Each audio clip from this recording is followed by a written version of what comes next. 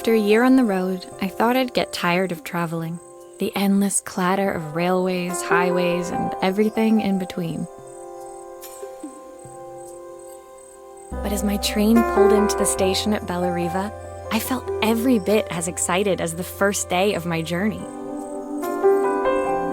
A whole year. It felt like a lifetime. The places I'd seen, the people I'd met, of course, the forgotten treasures I'd given a new lease of life along the way. I'm a restorer by trade. Bringing our most beloved possessions back to life is what I love to do. I'd been traveling for months, working my way from one town to the next, fixing everything from family heirlooms to VCRs. Bellariva was my chance to take a break. Unfortunately, that would have to wait until after I'd unpacked.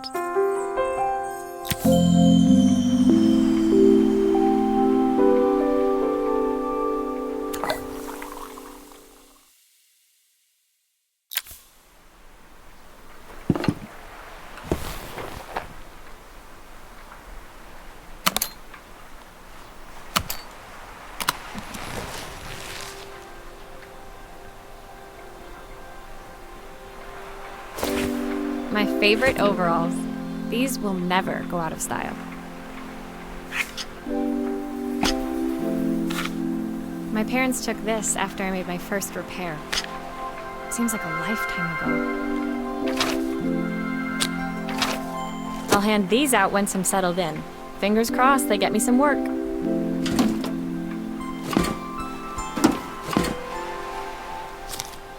Who doesn't love a scrunchie? Practical and stylish. I picked up these sunglasses on my last stop. Hopefully I'm cool enough to pull them off. I saw a guitarist wearing these at a show once. Rock and roll repair woman at your service.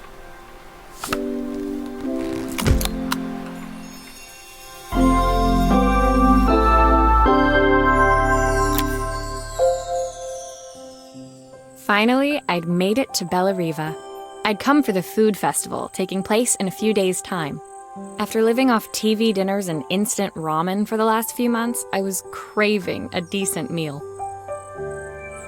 Of course, I'd need to earn enough money to pay for it, so I figured I'd head out the next day and find some work. My parents never wanted me to go. They wanted me to stay in their shop and have a simple, stationary life. I knew there was a world out there, beyond the four walls of our antique store, that I had to be a part of. I daydreamed constantly about the weird and wonderful places each of our antiques came from. I loved figuring out their stories, revealing the memories hidden beneath the screws and wires. My story in Bellariva began with a little girl, and a voice she was longing to hear.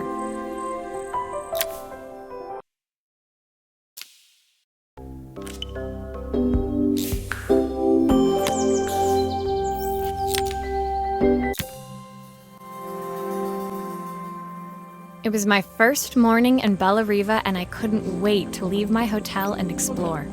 It was a quiet town, its streets and alleyways basking peacefully in the hot morning sun. In the main square, meanwhile, preparations were underway for the festival in a few days' time. As I handed out my flyers, I wondered what the people of Bellariva would need me to fix. So far, everything here seemed perfect. I was starting to worry I'd made a mistake when I felt someone tapping me on the back. Hi, I'm Izzy. Do you know how to fix things? It was a little girl, maybe 7 years old, who must have gotten hold of one of my flyers. She rummaged around in her backpack until she hauled out a battered red cassette deck. My tape is broken and I can't make it work anymore. I tried to fix it myself, but there's this metal thing in the way. Can you try?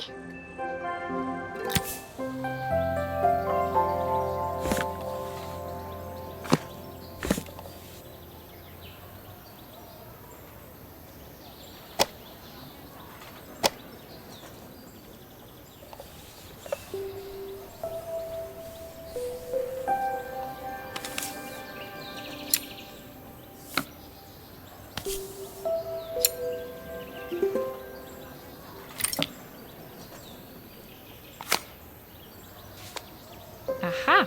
Those batteries look like they need replacing. Luckily, I have some spares.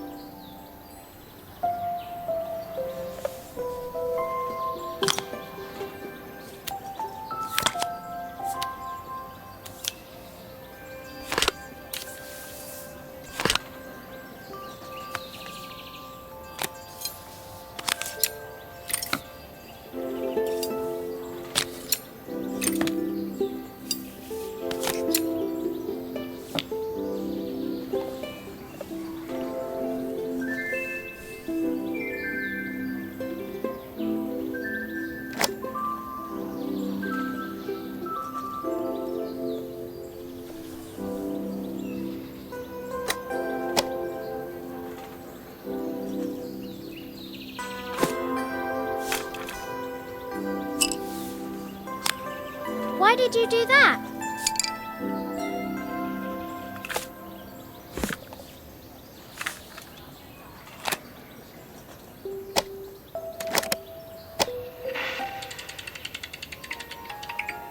Will you dream a dream for me?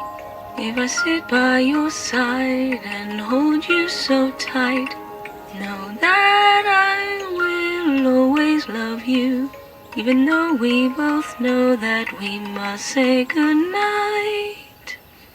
Good night, my darling. When it finished, Izzy picked up the tape deck and tucked it carefully into her backpack. Thanks, Maria. You're the best person at fixing things ever. No problem. Who was that singing? They're very good. It's my mum. She's not here anymore. Izzy trailed off. It was the kind of silence a cassette tape would never be enough to fill. When Izzy's friends called for her, she dug deep into her pockets, looking for something to pay me with. Eventually, she produced a grand total of a stick of gum, 3 mismatched buttons, and a yo-yo. I usually preferred a check, but Izzy looked so serious, I wrote out a full receipt. She seemed like a happy kid, but beneath it all, part of her life had been shattered. Part I wouldn't be able to fix.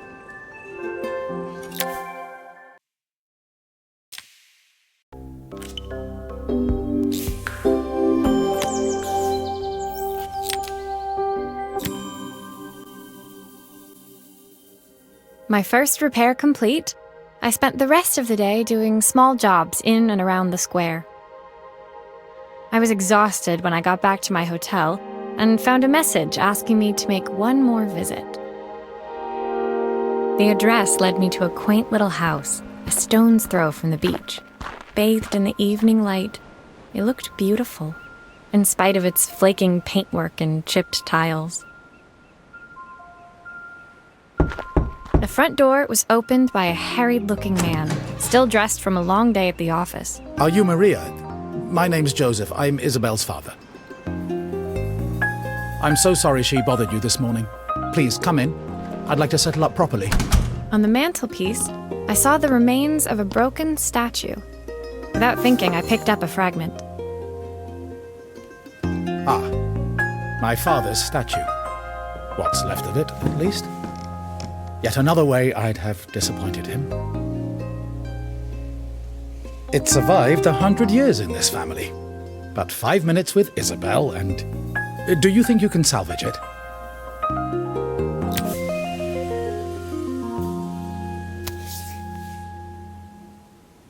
Will you be able to see the glue afterwards? I don't want people seeing the cracks.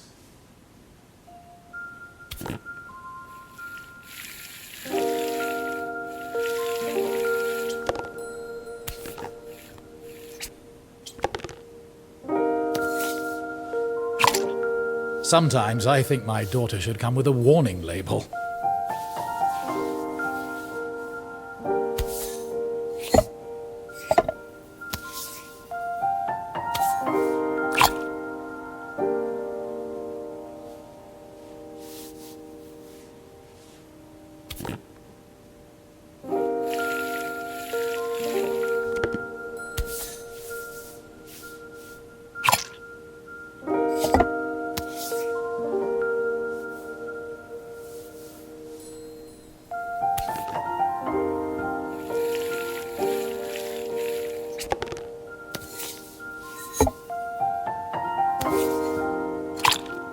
Is this glue really strong enough to hold everything together?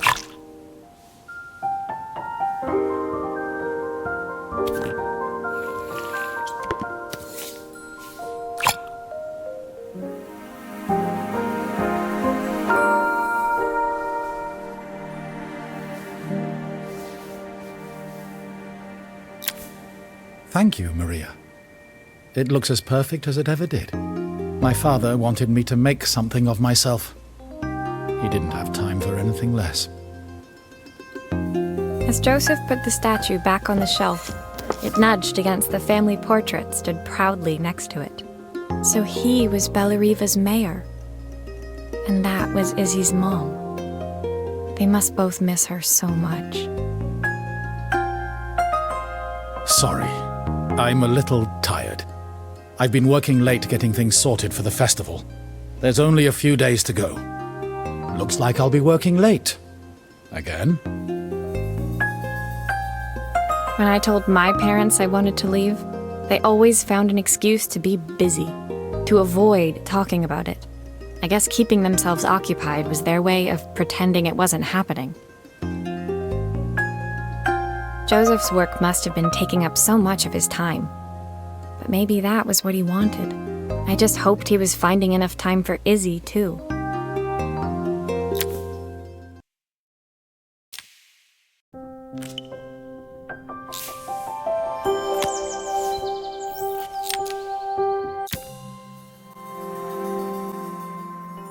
My second day in Bellariva dawned bright and clear. Another beautiful sunny morning. Walking into town, I passed cafes overflowing with customers cradling their morning coffees. I stopped, breathing in the smell of roasted coffee beans and freshly baked pastries. I was about to go inside when the owner of Carmen's, the cafe next door, stopped me.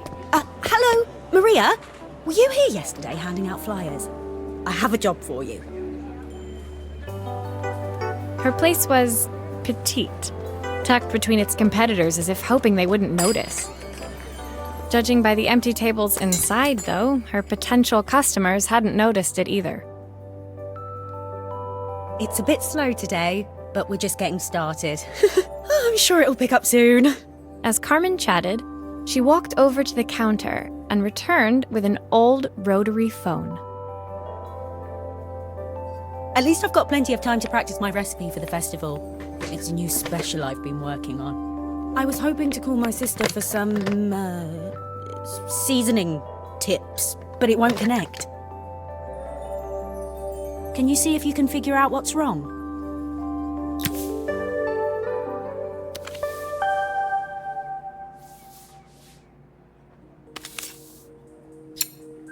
Obviously, we'd normally be much busier than this.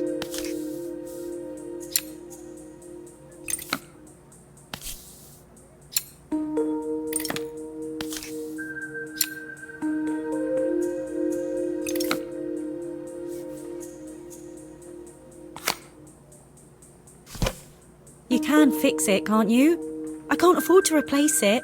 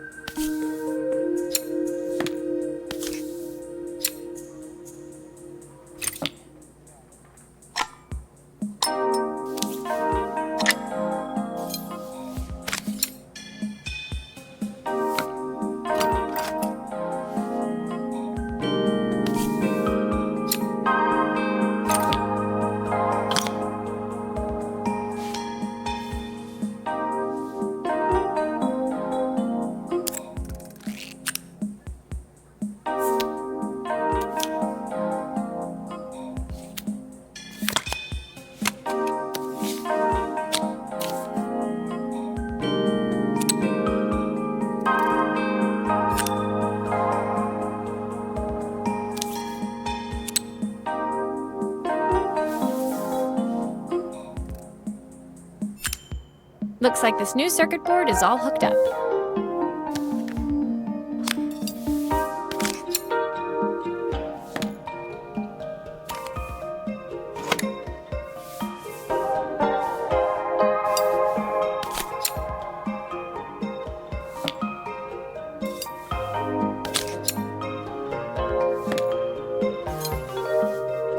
screws still need to be put back.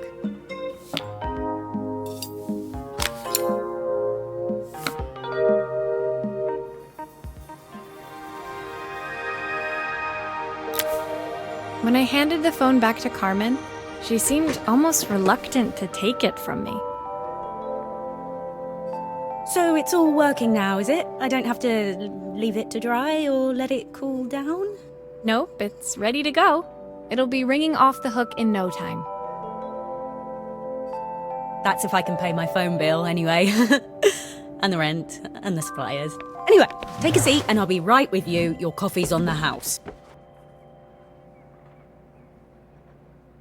I sat at one of the empty tables, while at the counter, Carmen had started dialing the phone.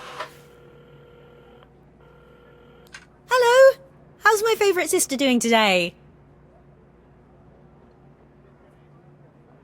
As she talked, Carmen became more and more tense. This didn't seem like a call for some cooking advice. I know I still owe you from last time, but I can't afford to take part in the festival if I don't pay. I could almost feel the eye roll at the other end of the line. You don't need to be here, though. Can't you just put the check in the post? When the call ended, Carmen brought me my coffee, her hands trembling. Sorry about that. My sister's decided to fly in for a visit. Oh God, I have to get ready. Actually, I might have another job for you. Can you come by tomorrow?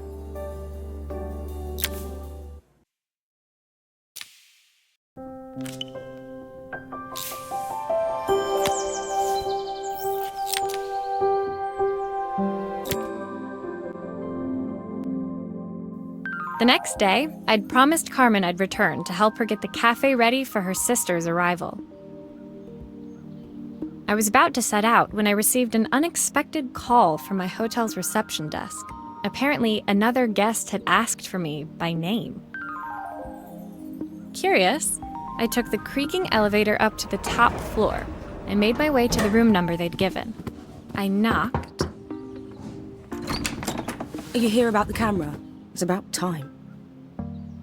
The woman in front of me was immaculate, not a hair out of place or a crease to be seen. My sister tells me you know how to fix things. I'd usually go to an expert, of course, but in this town... So this was Carmen's sister? The two of them couldn't have been more different. Inside her room, I saw a beautiful reflex camera, any professional photographer's dream. The viewfinder is completely dark. I can't see anything through it at all. I assume you can figure out what's wrong.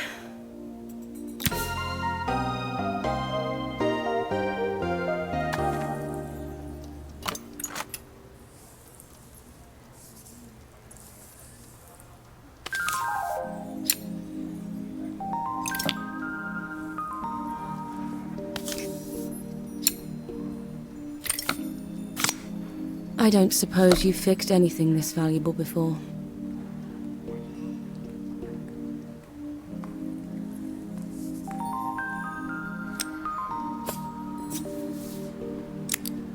If I used the screwdriver, I could adjust the angle of the mirror.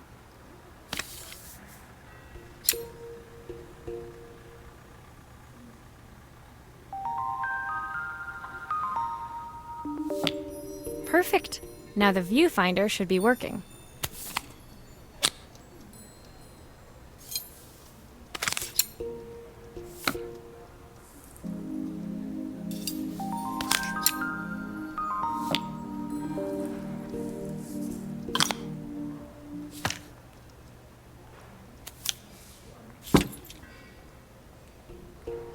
Looks like something is still missing.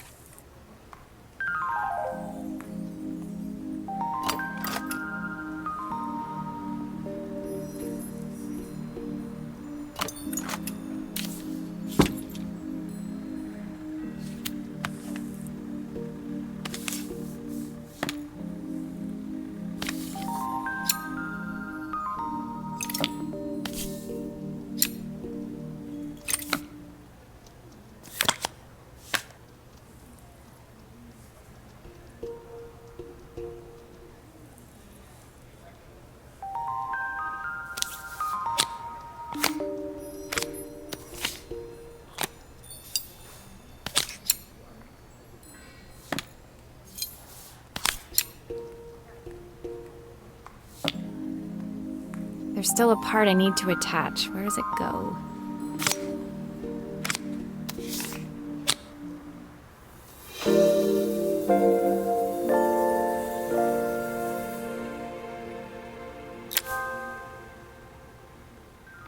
I felt a pang of envy as I handed the camera to Helena. I put my disposable to shame. I picked it up on my first trip to Paris. It's a 1958 limited edition, the first of its kind. It cost me 3 months' salary, but it was worth it. I had no idea what 3 months' salary meant to Helena, but I was pretty sure it was more than I could afford. It was strange, really, that we were even staying in the same hotel. I'd picked this place because it was cheap and cheerful, but surely she could afford somewhere better?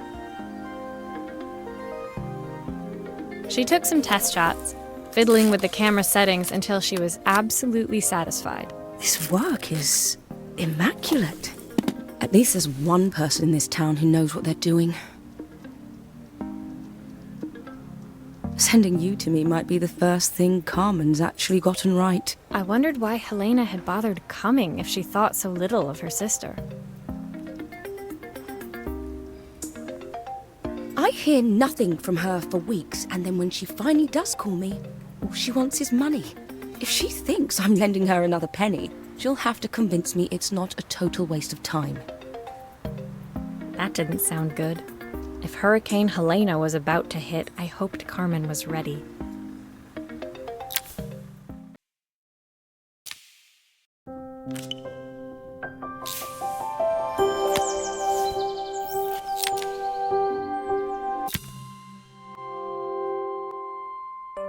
The sun was setting over Bella Riva by the time I reached Carmen's cafe.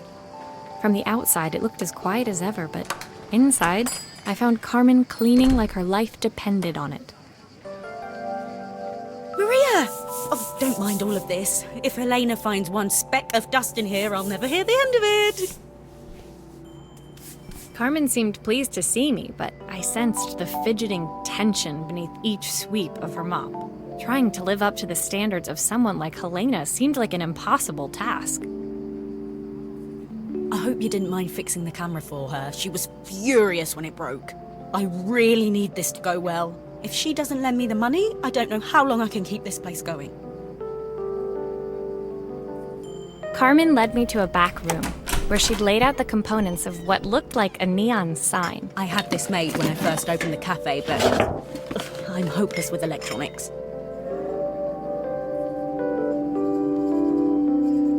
So there was supposed to be a sign outside. This might explain the lack of customers. I'd like to put it up before Helena gets here. Can you give it a try?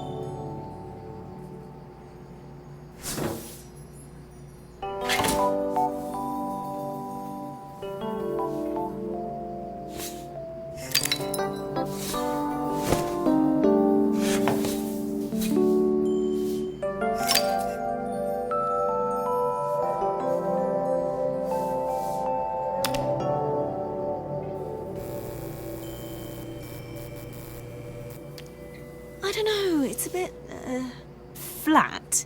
Maybe if it flashes, it'll really catch people's eye. Great idea! I think I have a spare part that could do that.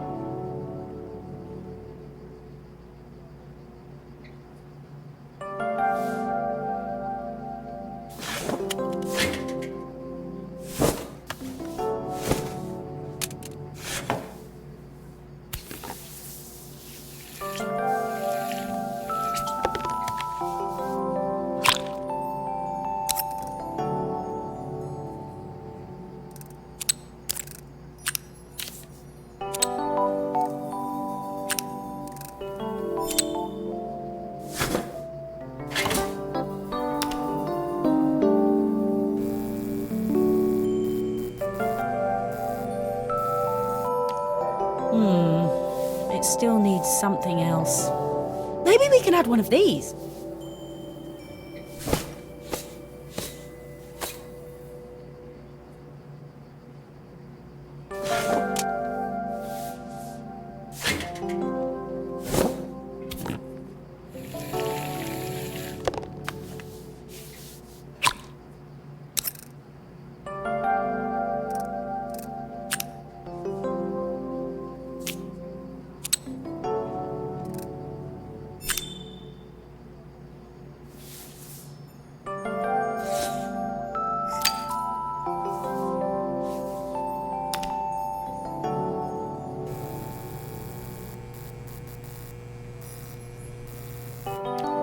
It works!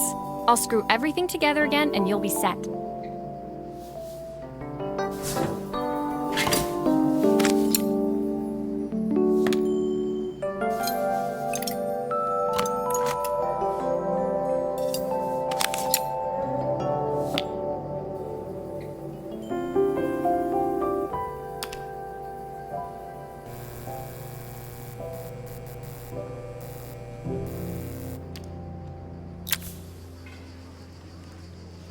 The sign fixed, we headed outside and mounted it carefully over the cafe door.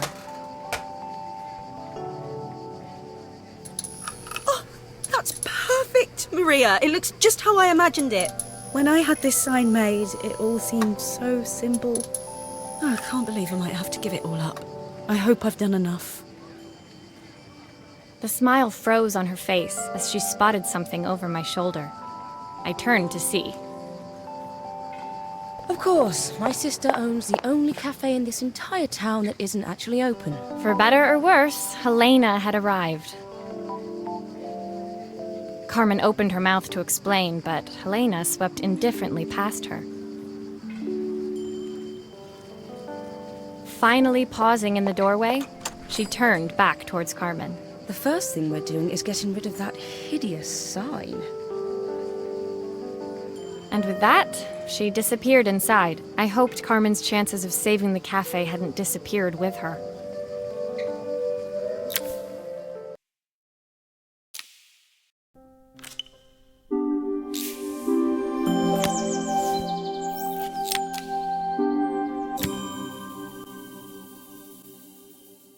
It was the day before the festival, and the whole town was busy getting ready.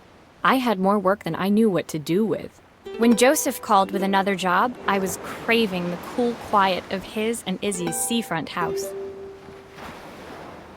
I'd barely reached their front door when I heard someone calling me. Psst, Maria, I need your help. Quickly, it's top secret. It was Izzy, peeking out from the side of the house. She beckoned for me to follow her. She led me through to a beautiful, unruly garden overflowing with flowers of every color. Nestled among them was a playhouse, its doorway almost completely obscured by a towering rose bush. You have to squeeze past it and breathe in real small, like this. Izzy took in a big gulp of air and crawled through the gap and into the playhouse. I hadn't planned on crawling in the dirt today, but the life of a repairwoman never did run smooth. On the table inside, there was an electronic toy.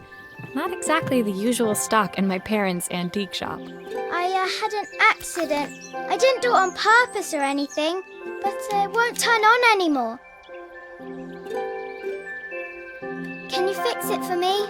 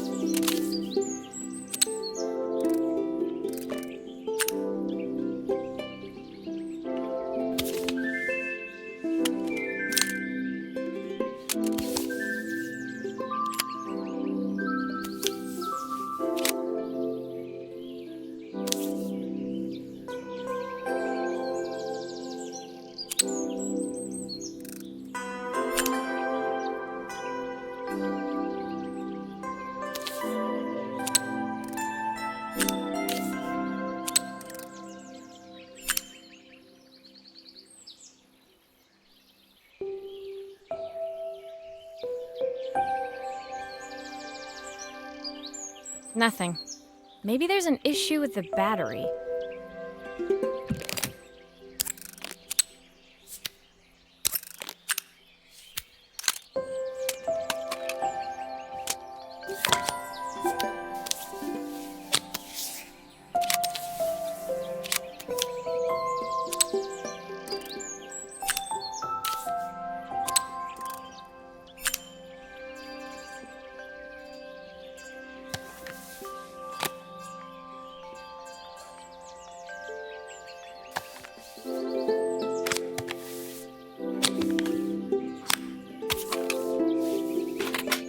Do grown-ups play games as well?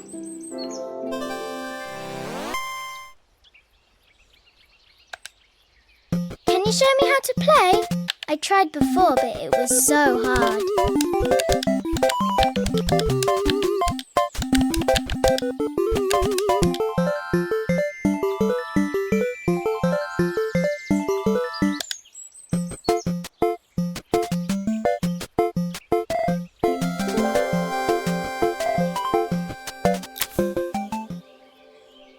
Her toy fixed, I watched Izzy retreat into its screen, taking refuge in a 3-inch world of her own.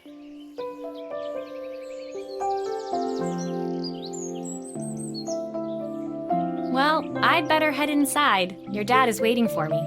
Please don't tell him about the game. He'll think I broke it on purpose. Why would he think that? Because, well, I kind of dropped it. Really hard. At the wall. Izzy looked down, scuffing her shoes on the worn floor of the playhouse. My dad said I have to go to this stupid festival tomorrow and put on a stupid dress, and I don't want to. All he cares about is working. He never wants to see me unless it's for his job. I'm not going. He can't make me. With that, Izzy dove back through the rosebush and disappeared into the wilds of the garden. She was so young. She couldn't be expected to see that her dad was struggling too. It made me think, had I really tried hard enough to understand my parents' point of view? I was so focused on the adventures ahead of me. Maybe I didn't care enough about leaving them behind.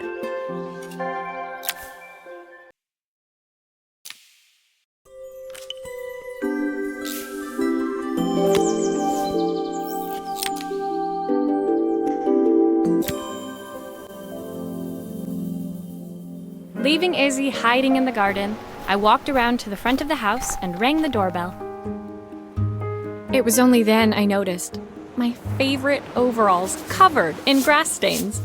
I scrubbed desperately, but it was too late. Maria, what are you doing? What happened to your clothes?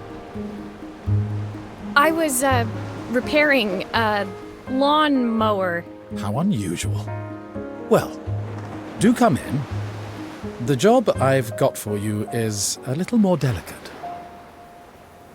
Totally embarrassed, I walked into an orderly room filled with papers and ledgers. So this was his office. You must be so busy getting ready for the festival. Are you looking forward to it? Of course. It's traditional for the mayor to judge food from every cafe and restaurant in town.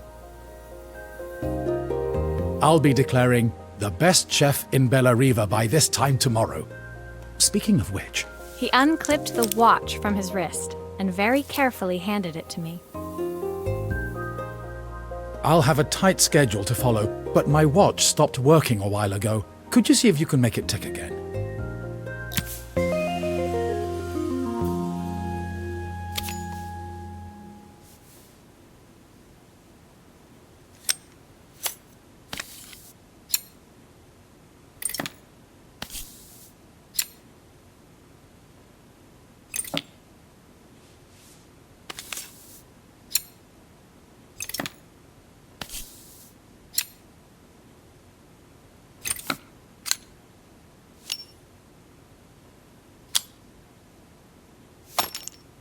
The main plate has completely cracked. I'll need to replace it. The cogs look good, though. If I'm careful, I can reuse those.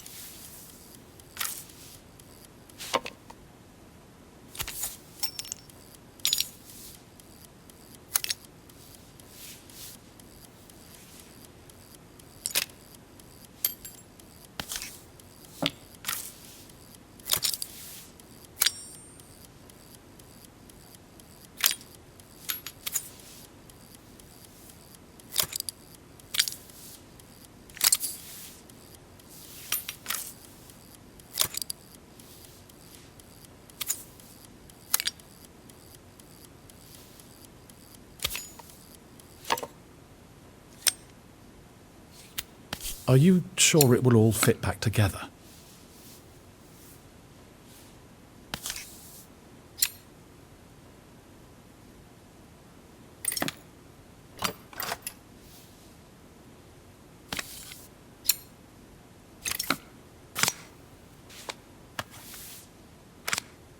I've not gone a day without this watch since my wife gave it to me.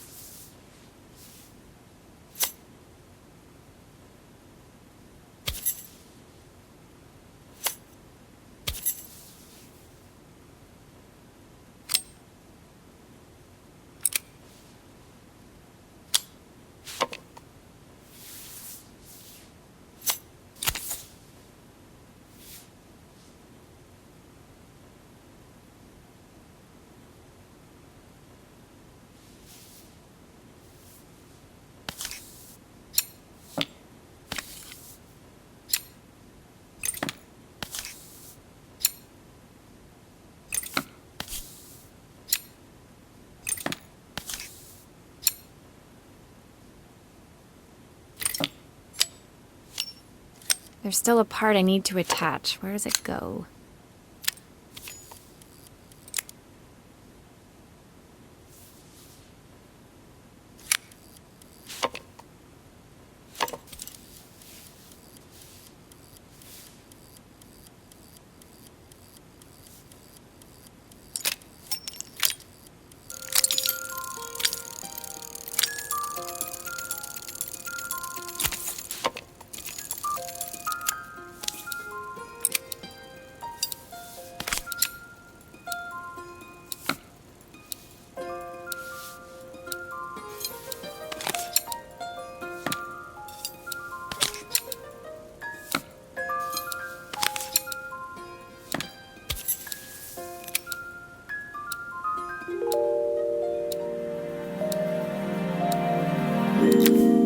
As I handed the watch back to Joseph, my fingers traced over the engraving on the back. I hoped fixing this was one small way I could help him move forward. I can't believe it's working, Maria. Thank you. My wife was a brilliant woman. Feeling this ticking on my wrist, it makes me feel like she's still here. Watches measure minutes and hours like they're infinite. I didn't know we had so little time. Even with Isabel, I barely see her. And when I do, she acts like she hates me. Just then, the phone rang. Even when he was at home, his work was never done. Sorry, Maria. I have to take this. I'll see you at the festival tomorrow. As I left, I turned and saw him pacing the floor of his office, his watch glinting in the afternoon sun. I hoped its quiet ticking would at least bring him some peace during the busy days to come.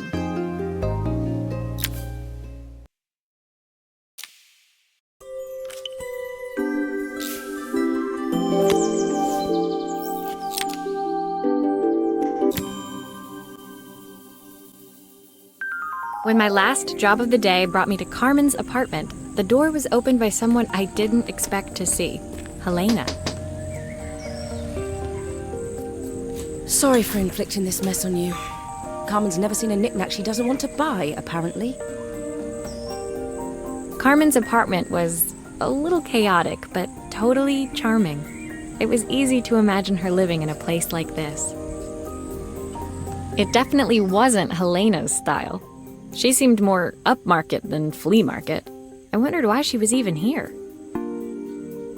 We're having a clear out, or at least I am. Carmen's not helping, as usual. There's a market at the festival tomorrow. I'm selling some of these things to make her some money.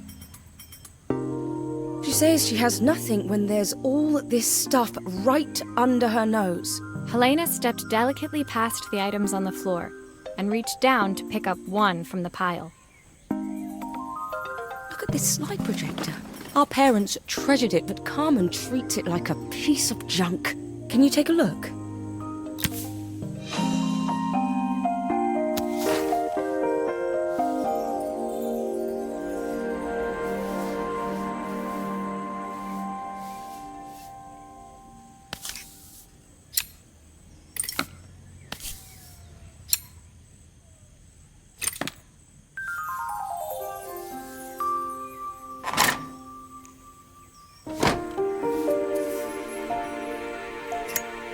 That light bulb is completely smashed. Okay, I'll need to redirect the light to the lens at the top for the projector to work.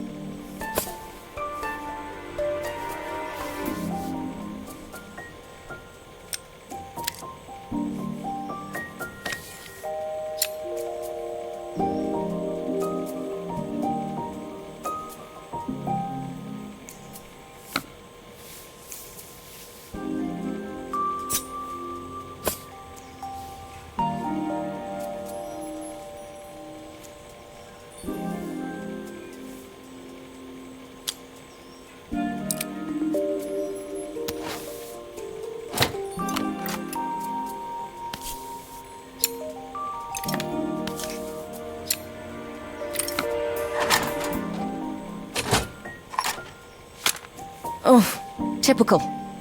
Carmen's even managed to get a slide stuck in here.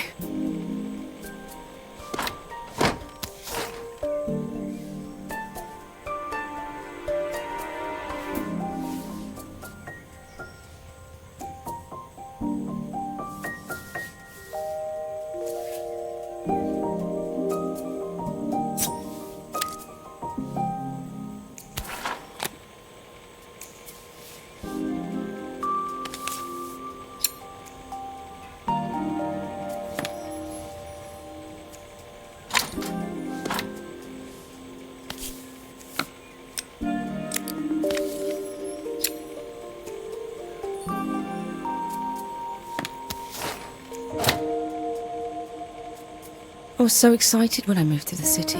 Carmen, she looks so sad.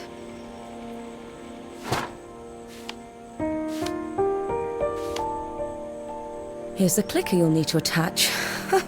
God knows how Carmen broke that as well.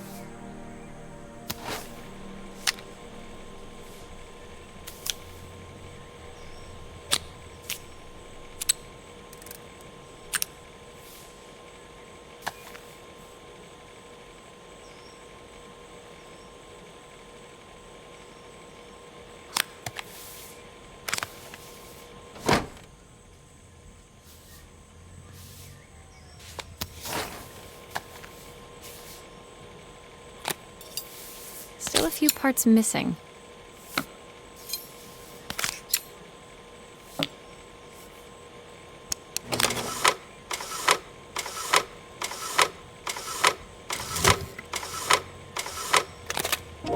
When we were younger, Carmen was always following me around.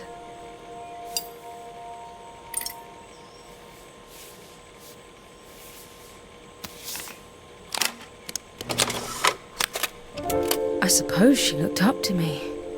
A cool older sister.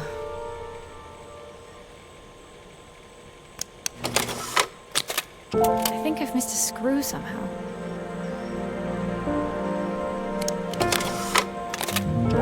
She used to ask me when I was coming home, but I was always too busy.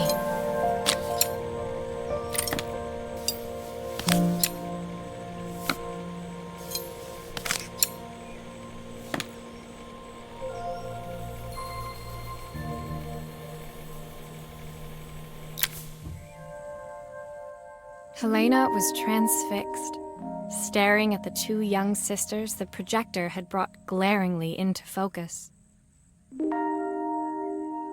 I never meant to let her down. But you haven't, have you? You came all this way just to help with the cafe, plus the money. That's the problem. There is no money. I lost my job a few months ago. My savings are almost gone. I have nothing. Carmen thinks I'll throw my checkbook at her bad decisions and make them okay. But I can't. Not this time. You know, the funny thing is, I came here wanting to tell her the truth. But she's so infuriating. How can I ask her for help when all she cares about is herself? Helena fell silent, shrinking under the gaze of her younger self, projected onto the wall. We drifted so far apart when I moved away. It felt like the only thing keeping us together was my bank balance. I know I have to tell her the truth. It isn't fair. But I already lost everything else. What if I lose her too?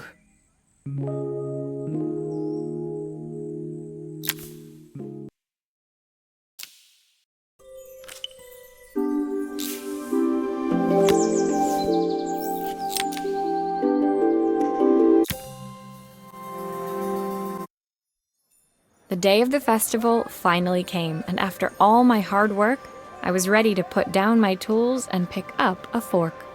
The smell as I entered the main square was incredible. Each stall was selling food even more delicious. The competition would start any minute. Most stall holders were waiting anxiously for the mayor to pay them a visit. All of them, that was, except Carmen, who was still frantically chopping vegetables and stirring pots. Maria! Thank God you're here. Can I ask you the world's biggest favour? Helena was supposed to help me run the stall today, but she never turned up. Probably too ashamed to show her face. I can't believe she lied to me. Carmen was stirring so furiously she was in danger of tipping the pot over altogether. The mayor will be here any minute for the judging, but I'm almost out of my special. She wasn't really going to ask me, was she? Not on my day off. I have a stove ready to build and everything. Can you set it up and make me a spare batch?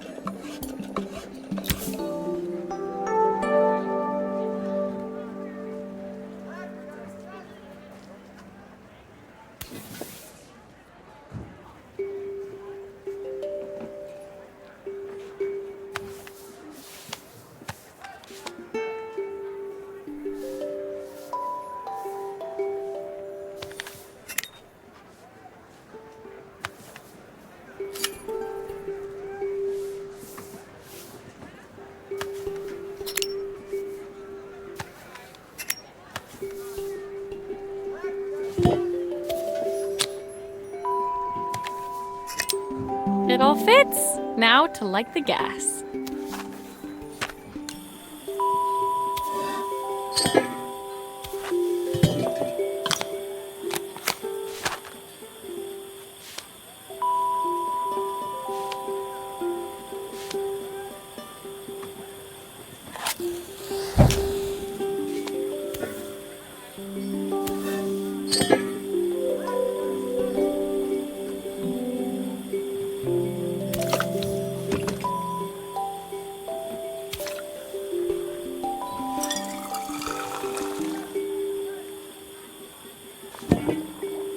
I think that pot is really boiling now. Smells great, if I say so myself.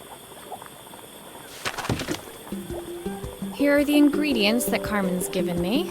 What to add first?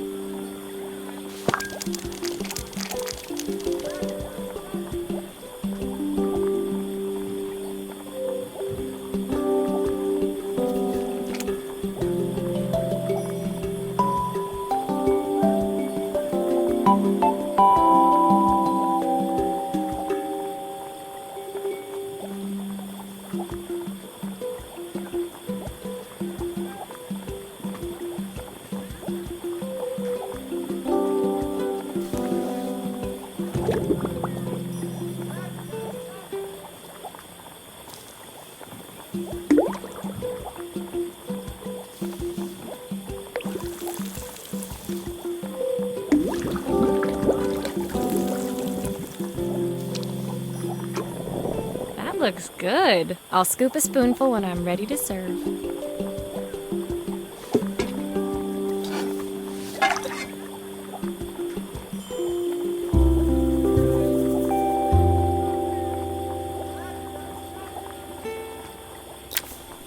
My part done, Carmen took over and added the finishing touches. It was just in time, and a moment later, Joseph arrived with Izzy in tow. Carmen anxiously handed them both a serving. That was so tasty. Can I have some more, please?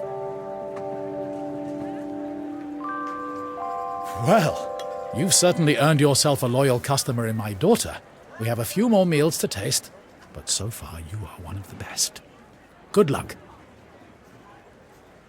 Joseph and Izzy looked so happy together. Maybe the festival was doing them some good after all. Carmen, on the other hand, seemed annoyed. But why, when it had all gone so well?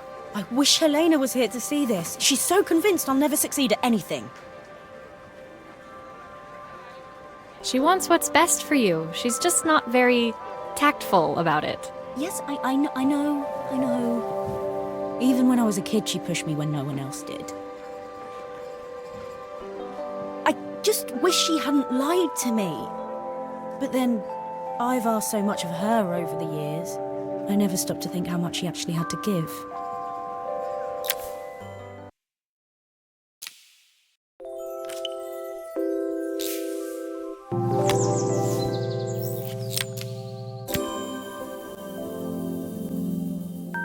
The festival finished. I only had one day left before I had to catch my train and leave Bella Riva behind. I couldn't go without saying goodbye to Carmen. So, that evening, I made my way to the cafe. It was unrecognizable. She'd done it. Best food in Bella Riva.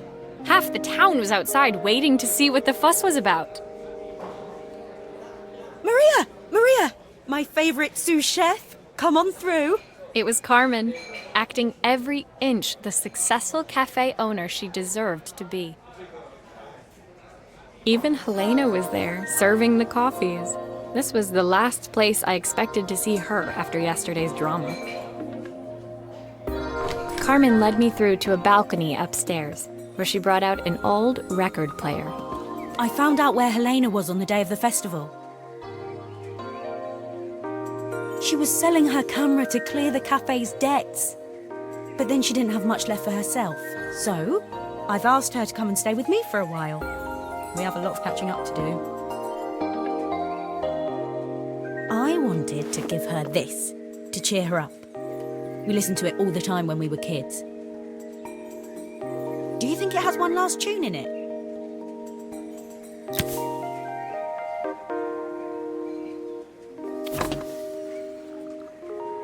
Okay, let's see what happens when we turn this on.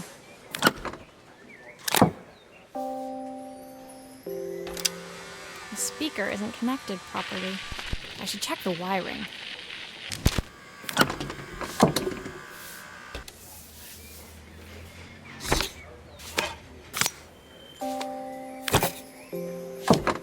Here's the problem. This wiring isn't connected properly.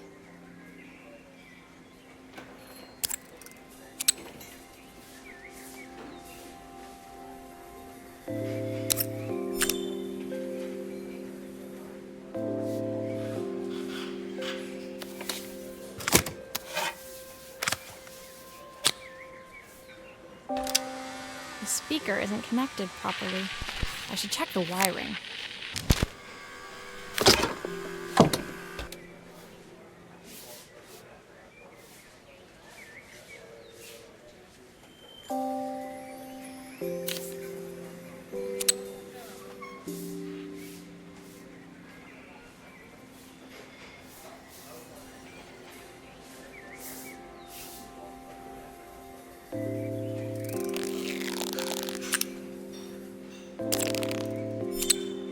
That's the speed dial connected. Now we should be able to change it.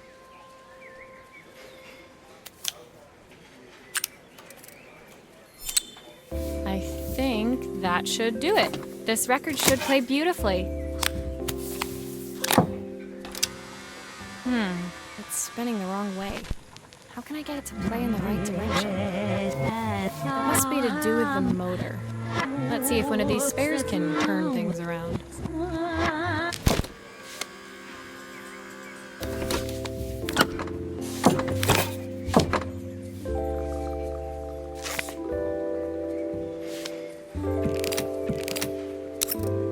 If I turn the volume up, I should be able to hear it now.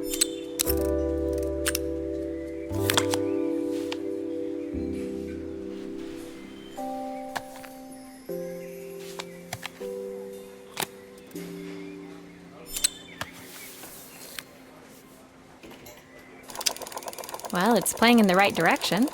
I should check it's turning at the correct speed.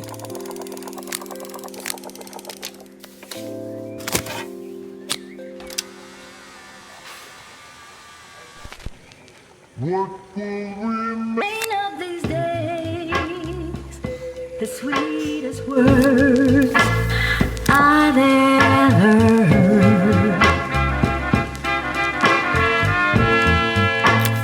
What will remain of The record player's crackling tune must have caught Helena's ear, as she appeared a few moments later.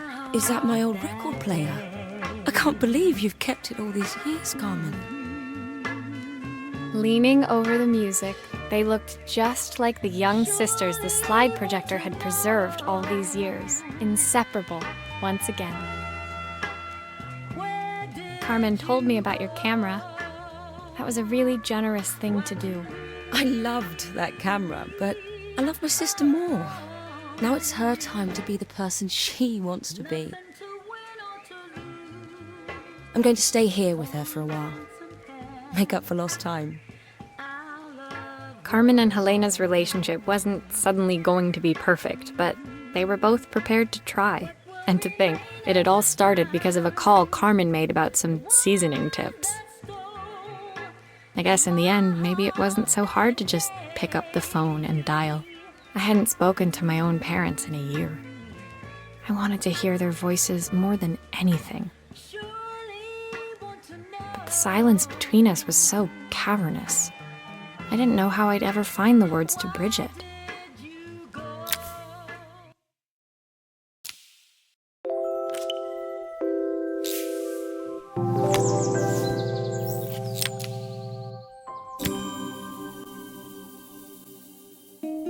My final morning in Bella Riva, I received one last call out to Joseph and Izzy's house. I knew I had to pack, but I figured I could squeeze in one final job before I had to leave. When I arrived, I found Joseph tidying up his wilderness of a garden. The playhouse was already cleared. Inside, I could see Izzy happily testing out her screw-driving skills on the back of her cassette deck. You've made quite the impression.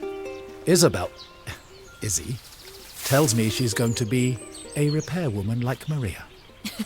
I'm sure she could be anything she wanted if she put her mind to it. She could. She's a brilliant child. Spending the day with her at the festival, I haven't had so much fun in ages. I wanted to give her something before she starts to forget.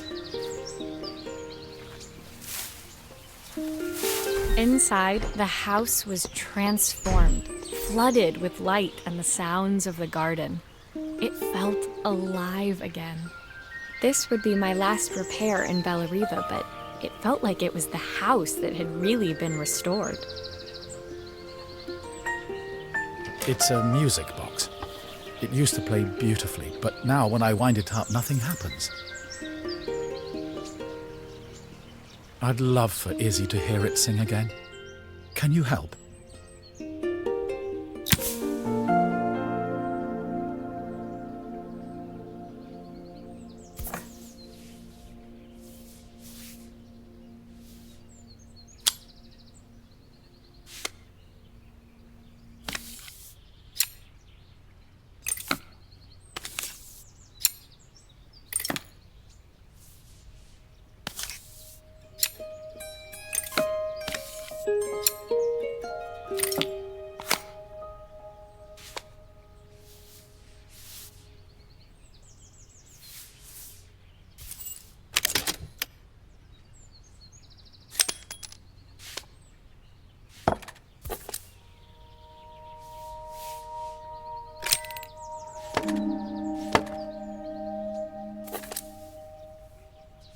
mechanism is completely broken. I'll need to take it all apart before I can fix it.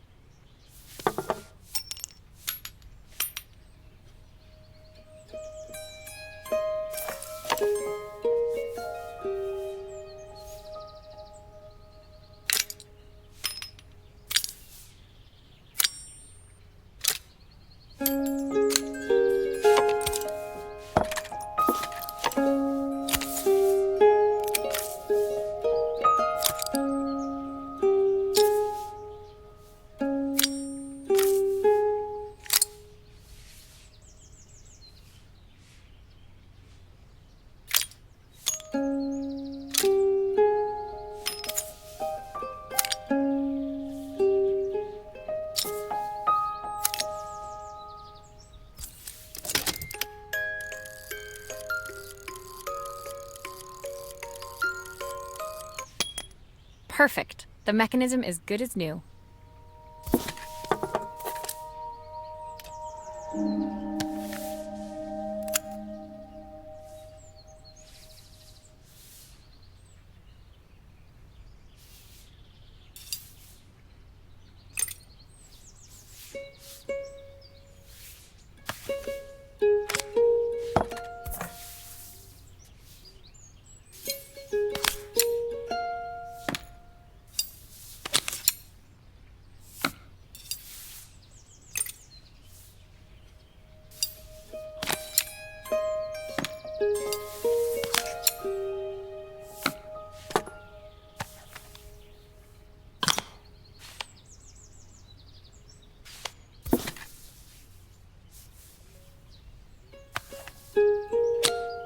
Maria, could you add this family picture of us?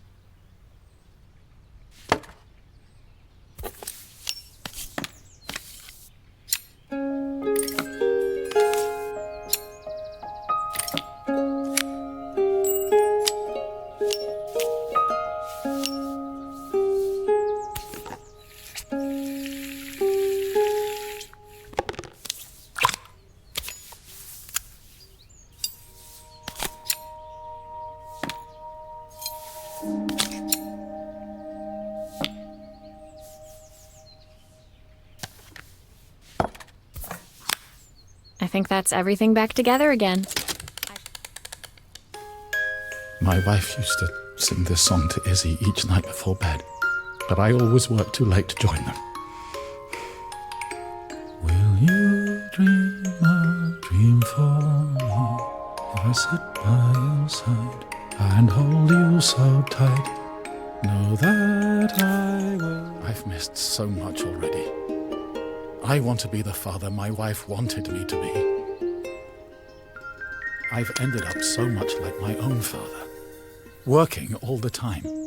Izzy needs me more than that, especially now it's just the two of us. My daughter comes first. Well, until she gets bored of her stuffy old dad anyway. I'll never ever get bored of you, Dad. Izzy came running into the room where Joseph scooped her up and onto his shoulders. She gazed at the music box, her eyes shining. I'd never seen her look so happy. Thank you, Maria, for everything. The things you fixed for me. I'm so glad to have them back. Joseph was a good father, and I could tell he was determined to be an even better one. When it came down to it, that was all any of us wanted. A second chance to make something right. My time in Bellariva was almost over, but before I left, I knew there was something of my own I needed to fix.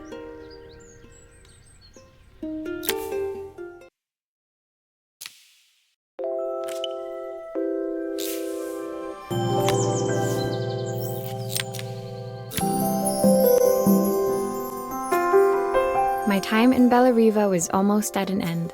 Another chapter finished in a story whose ending I hadn't felt ready to write.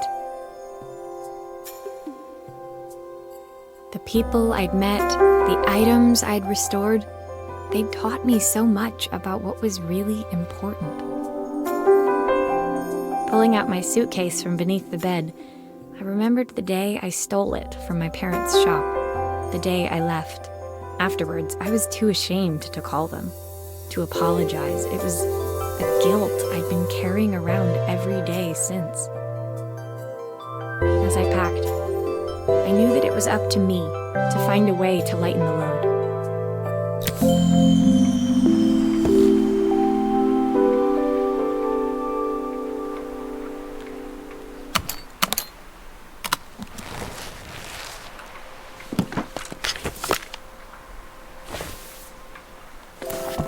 Helena gave me these designer shirts. Not sure I'll pull them off as well as she does. The recipe for Carmen's special. I'm under strict instructions to guard it with my life. My train ticket. I can't believe it's time to leave Bellariva behind. My parents would love Bellariva. Maybe I can convince them to make the trip. Izzy gave me this in exchange for my repair manual. She'll be a pro in no time. Joseph's idea of light reading for the train. It does look thorough. The soundtrack to my travels. I'll be listening to this on the journey. My suitcase was full, but it was my heart that felt heavy as I made my way to the station. I was sorry to be leaving Bellariva behind, but I hoped that in my own small way I'd made a difference. Helena and Carmen's reunion was possible because they'd learned to overcome their differences. Joseph had realized he shouldn't let his grief or his work get in the way of his relationship with Izzy. They'd each learned to see things from someone else's perspective. Maybe it was time I saw things through my parents' eyes. I knew it would be easier to jump on the next train, put even more distance between us, but I finally felt ready to talk to them. I just didn't know if they would feel the same. Did I even remember their number? I wasn't sure until I reached for the phone and it all came flooding back.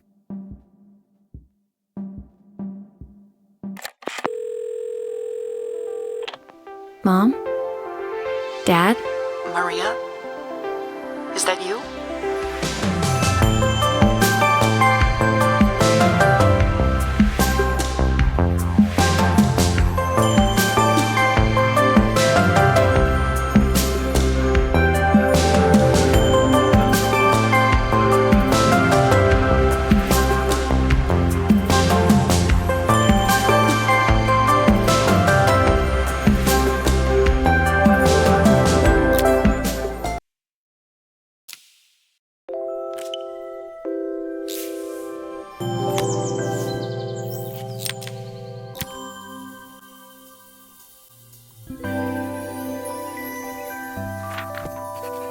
Dear Maria, Carmen here. Sorry I haven't written. The cafe's been absolutely manic since you left. Luckily, I have Helena here to help. You wouldn't recognise her. She's like a new woman. She's always running round, taking orders and making drinks. I even heard her compliment a customer on their outfit. Personally, I draw the line at fluorescent green bowling shirts, but each to their own. It certainly made the customer smile. She misses the city, though. Bellariva's many things, but it's definitely not as chic as she'd like. She said there was a coffee shop near her old apartment where they made coffee with a shape drawn on top. It got me thinking, I'm an award-winning chef. I can figure out how to put a leaf on a cappuccino. A bit of cosmopolitan coffee might be just what Helena needs. Of course, ordering a new coffee machine was the easy part. I wish you could have seen the mess I got into trying to put the thing together.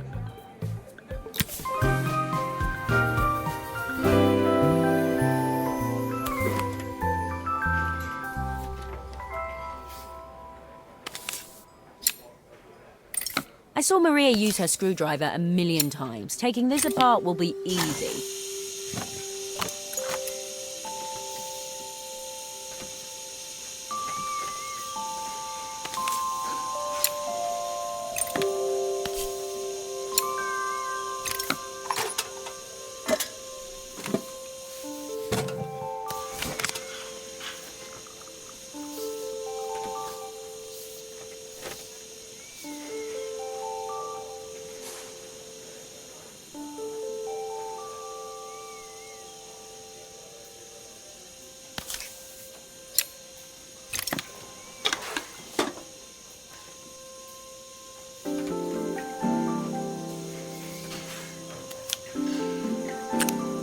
Maybe I should focus on the pipes first. They look easy.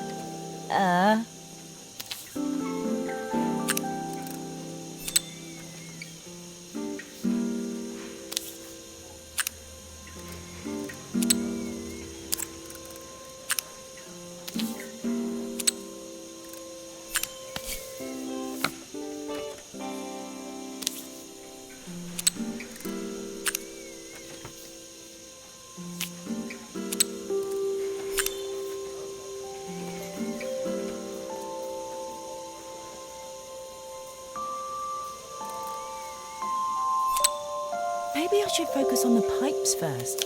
They look easy.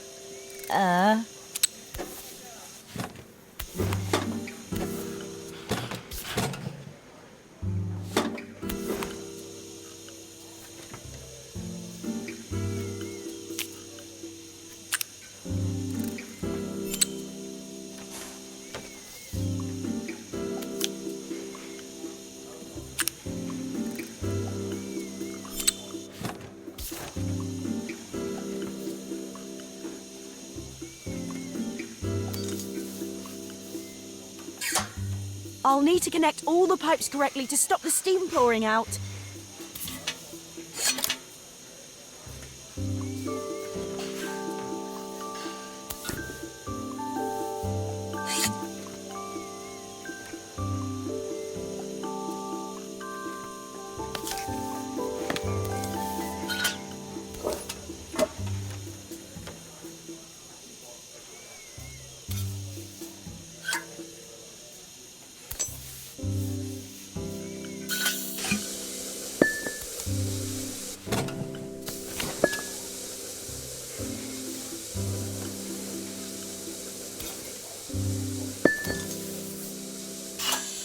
That steam doesn't look good. There must be something wrong with the pipes.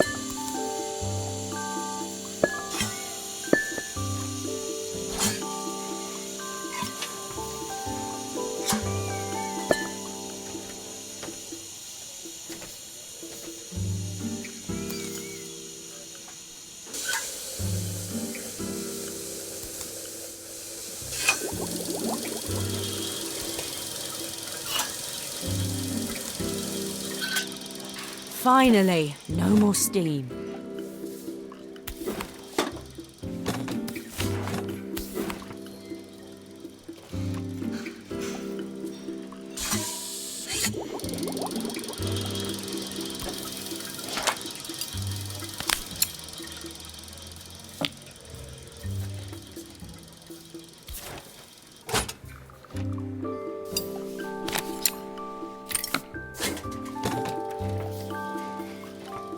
These pipes look pretty simple.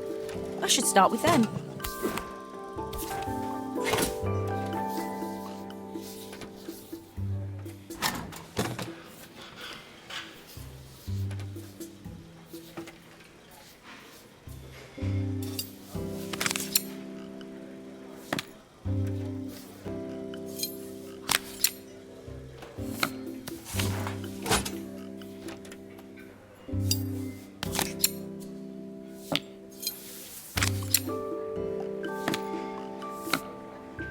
I think that's everything.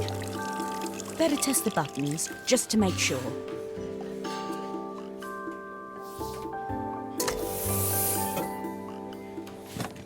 All done. Piece of cake. Time to make my first coffee, I think.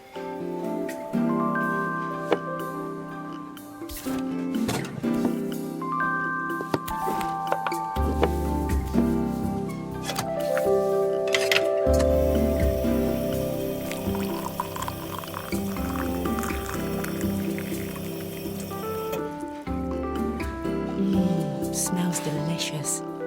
Now to make it look magical.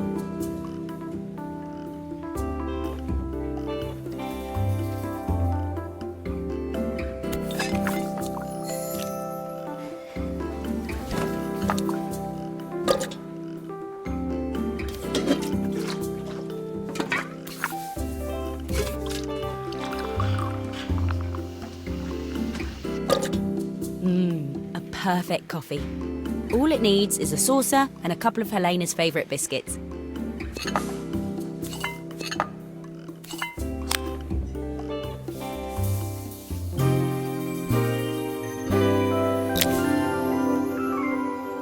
I was feeling more has-been than coffee queen by the time I'd made a drink fit for human consumption. It looked a bit, postmodern, but knowing Helena's refined tastes, I hope she'd think it was intentional. Always the connoisseur, she didn't even bother to look at it at first. She was so busy wafting it under her nose. Steamed up her glasses, of course. How was she going to see my work of art through an eye full of fog? When she finally spotted it, though, she was totally impressed. I'll admit, she spent several minutes trying to figure out exactly what it was I'd drawn. She decided it was probably a horse. Well, what she doesn't know won't hurt her. She was impressed enough to ask for another one. I guess I'll need to get some practice in. The whole thing was such hard work, Maria. I never realised how difficult it was, all that mechanical stuff. It made me realise how much I have to thank you for, so I wanted to say that now. Better latte than never. Hoping you're well. Your friend, Carmen.